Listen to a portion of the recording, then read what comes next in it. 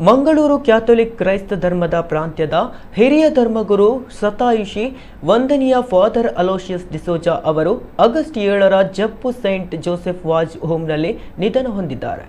ಅವರಿಗೆ 100 ವರ್ಷ ಮತ್ತು 7 ತಿಂಗಳು ಪ್ರಾಯವಾಗಿತ್ತು. ಅವರ ಅಂತ್ಯಕ್ರಿಯೆ, ಬಲಿಪೂಜೆ ಮತ್ತು ಅಂತ್ಯಕ್ರಿಯೆಯ ವಿಧಿಗಳು ಆಗಸ್ಟ್ 8ರಂದು ಶುಕ್ರವಾರ ಸಂಜೆ 4 ಗಂಟೆಗೆ ಮಂಗಳೂರಿನ ವೆಲೆನ್ಸಿಯಾದಲ್ಲಿರುವ ಸೈಂಟ್ ವಿನ್ಸೆಂಟ್ ಫೆರರ್ ಚರ್ಚ್ನಲ್ಲಿ ನಡೆಯಲಿದೆ.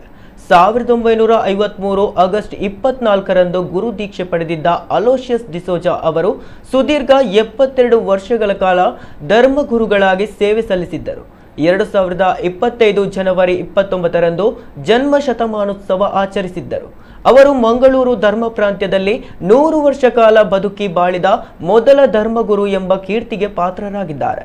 ಆ ಪ್ರಯುಕ್ತ ನಿವೃತ್ತಿಯ ಬಳಿಕವೂ 2 ದಶಕಗಳಿಗೂ ಹೆಚ್ಚು ಕಾಲ ಸೇವೆ ಸಲ್ಲಿಸಿದ ಜಪ್ಪು ಸೈಂಟ್ ಜೋಸೆಫ್ ಸೆಮಿನಾರ್ನಲ್ಲಿ ಇತ್ತೀಚೆಗೆ ಸಂಭ್ರಮದ ಕೃತಜ್ಞತಾ ಬಲಿಪೂಜೆಯನ್ನು ಅರ್ಪಿಸಿದ್ದರು.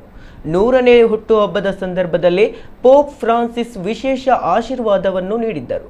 1925 ಜನವರಿ 29ರಂದು ಪುತ್ತೂರಿನಲ್ಲಿ ಜನಿಸಿದ್ದ ಅವರು ಗುರುದೀಕ್ಷೆಯ ಬಳಿಕ ಮಂಗಳೂರಿನ ಬಿಜಯ್ ಚರ್ಚ್ನಲ್ಲಿ ಸಹಾಯಕ ಗುರುಗಳಾಗಿ, ಅರ್ವಾ, ಪೆಜರ್ ಮತ್ತು ಕಿನ್ನಿಗೋಳಿಯ ಧರ್ಮಗುರುಗಳಾಗಿ, ಬಿಷಪ್ ಕಾರ್ಯದರ್ಶಿಯಾಗಿ, ಕೋಡಿಯಲ್ಬೈಲ್ ಪ್ರೆಸ್ನ ನಿರ್ದೇಶಕ ಮತ್ತು ವ್ಯವಸ್ಥಾಪಕರಾಗಿ 1987-95 ಅವಧಿಯಲ್ಲಿ ಧರ್ಮ ಪ್ರಾಂತ್ಯದ ವಿಕಾರ್ ಜನರಲ್ ಆಗಿ, ಜಪ್ಪು ಸೈಂಟ್ ಆಂಟನಿ ಆಶ್ರಮದ ನಿರ್ದೇಶಕರಾಗಿ, ಜಪ್ಪು ಸೈಂಟ್ ಜೋಸೆಫ್ ಸೆಮಿನಾರ್ನಲ್ಲಿ ಆಧ್ಯಾತ್ಮಿಕ ನಿರ್ದೇಶಕರಾಗಿ ಸೇವೆ ಸಲ್ಲಿಸಿದ್ದರು.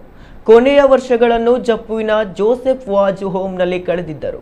ಧರ್ಮ ಪ್ರಾಂತ್ಯದ 6 ಮಂದಿ ಬಿಷಪ್ಗಳ ಅಧೀನದಲ್ಲಿ ಅವರು ಸೇವೆ ಸಲ್ಲಿಸಿದ್ದಾರೆ. ಭಾಷಾ ಪ್ರವೀಣರಾಗಿದ್ದ ಅವರು ಲ್ಯಾಟಿನ್ ಮತ್ತು ಇಂಗ್ಲಿಷ್ ಶಿಕ್ಷಕರಾಗಿದ್ದರು. ಅವರ ನಿಧನಕ್ಕೆ ಮಂಗಳೂರು ಧರ್ಮ ಪ್ರಾಂತ್ಯವು ಶೋಕ ವ್ಯಕ್ತಪಡಿಸುವುದರ ಜೊತೆಗೆ ಅವರ ಜೀವನ ಮತ್ತು ಪೌರೋಹಿತ್ಯ ಸೇವೆಯ ಮೂಲಕ ಸುರಿಸಿದ ಹೇರಳವಾದ ಆಶೀರ್ವಾದಗಳಿಗಾಗಿ ಭಗವಂತನಿಗೆ ಕೃತಜ್ಞತೆ ಸಲ್ಲಿಸಿದೆ.